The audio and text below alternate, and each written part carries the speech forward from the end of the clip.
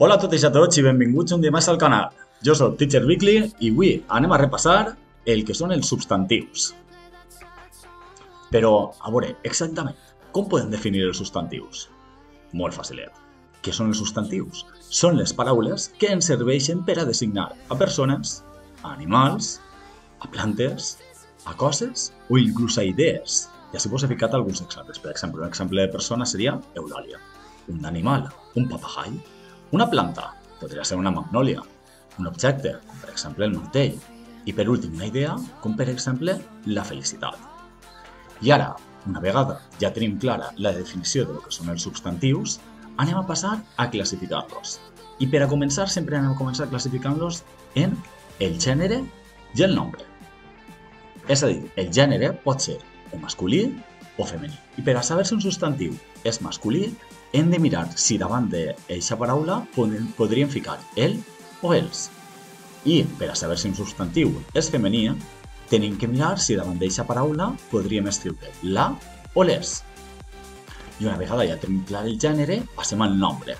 I el nombre què és? És si la paraula és singular o si la paraula és plural. I recordeu, per saber si una paraula és singular és que sols hi ha uno o una. I per a saber si una paraula és plural és que hi ha més d'un o més d'una.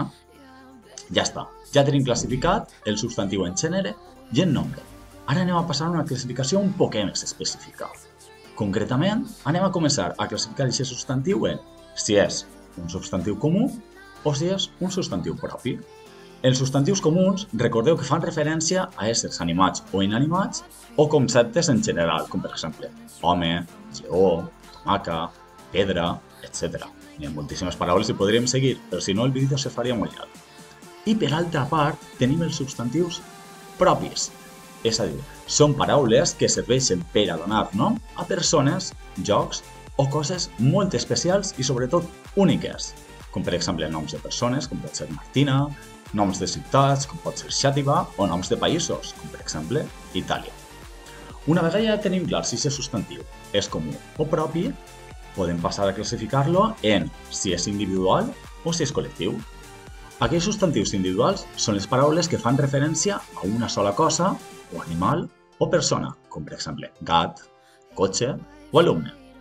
I per una altra banda, tenim els substantius col·lectius, que fan referència a un grup o conjunt de coses, animals o persones, com per exemple un ramat, un bosc o una classe, perquè quan parlem de la paraula, per exemple, classe, qui entra dins de la classe? Dins de la classe estarien els alumnes, les taules, la pissarra, els portàtils, hi ha moltes coses dins d'aquesta paraula, veritat? Bé, seguim. Una vegada ja tenim classificat individual i col·lectiu, passem a concret i abstracte. I recordeu, els concrets són els que fan referència a coses que podem veure, tocar, escoltar, olorar o inclús tastar. És a dir, coses que podem percebre en els nostres sentits. Com per exemple una taula. La taula la podem tocar i la podem veure. O un gos. El gos el podem tocar, el podem veure i el podem escoltar. O inclús la música, que la música sí que és de veres que no se pot tocar ni se pot veure, però sí que la podem escoltar.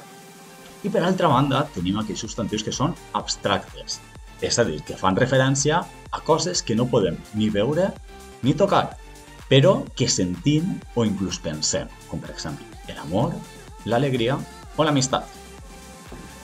I ja per últim, passem a l'última classificació, que és si el substantiu pot ser comptable o incomptable. Aquells substantius que poden ser comptables és que són les paraules que podem comptar ficant-li un número davant, com per exemple els llibres. Veritat que nosaltres podem dir tinc un llibre, o 2 llibres, o 3 llibres, o 10 llibres, o les pomes. Amb les pomes passa el mateix, jo puc dir tinc una poma, 100 pomes, 1000 pomes.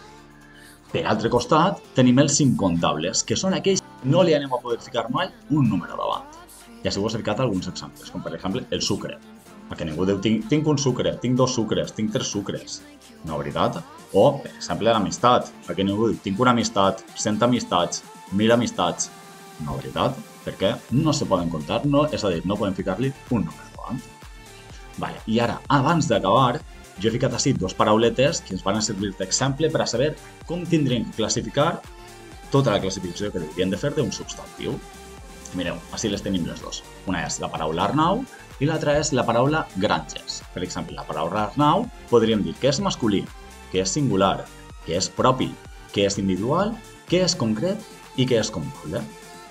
I per altra banda, en el substantiu granges podem dir que és femení, que és plural, que és comú, que és col·lectiu, que és concret i que és comptable.